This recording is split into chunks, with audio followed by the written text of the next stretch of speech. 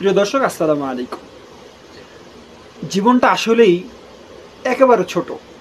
আমরা একটি গজল শুনেছিলাম, এক সেকেন্ডের নাই ভরসা। আসলেই বাস্তব। আপনি যেখানে বসে আছেন দাঁড়াতে পারবেন কিনা সেটা আমরা জানি না। আপনি দুনিয়া থেকে চিরবিদায় নিয়ে চলে গেলে আপনার সকল কিছু পড়ে থাকবে, সেটা আগেও জানতাম, কিন্তু এই সময় এখন এই মুহূর্তে প্রচুর পরিমাণে মনে হচ্ছে।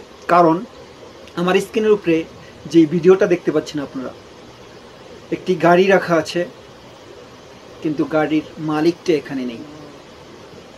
ঘটনাটা কি?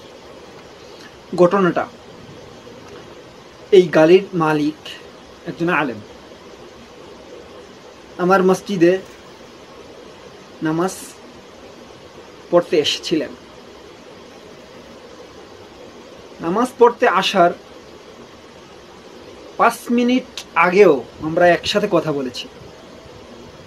গাড়ি রেখে মসজিদে গিয়েছেন, একামত হয়েছে, একামতের পরই সে জমিনে লুটে পড়ে যায়। কি হয়েছে আল্লাহই ভালো জানেন। তাকে দুইজনে দৌড়ে মসজিদের বাহিরে নিয়ে আসে। নামাজ শুরু হয়ে গিয়েছে এই মুহূর্তে। আমরা নামাজ পড়তেছি, দুইজন ব্যক্তি, একজন বাংলাদেশি, একজন ইয়ামানি। দুইজন ব্যক্তি সেই আলেমকে বাহিরে নিয়ে আসছে। সে হলো মাসরি। বাহিরে আনার পরে তাকে নিয়ে হসপিটালে যায়। হসপিটালে যাওয়ার পরে হসপিটাল যেই রোগ রয়েছে সেই মানুষ তাকে বলতেছে সে স্ট্রোক করেছে, জ্ঞান ফিরে আসেনি এখন পর্যন্ত।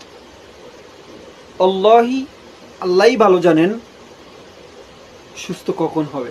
কিন্তু গাড়িটা সেই স্থানেই পড়ে রয়েছে, এবং এমনকি তার চোখে যেই চশমাটা ছিল, চশমাটাও সেই মুহূর্তে আমি দেখিনি। আমি আজান দিতে গিয়েছি জোহরের সময়, তখন গিয়ে দেখতেছি চশমাটা নিচে পড়ে আছে। তাহলে একটু ভাবুন আমাদের জীবনটা কেমন। আপনি চলে যাবেন, কিন্তু আপনার সঙ্গে থাকা যেই আসবাবপত্রগুলো সব দুনিয়ায় রয়ে যাবে। গাড়িটা সেই স্থানেই রয়েছে, চশমাটা নিচে পড়ে আছে। আপনি যেই কাজগুলো করতেছেন সব কাজগুলো কিন্তু ঘুরপাক খেতে থাকবে, কিন্তু আপনি থাকবেন না।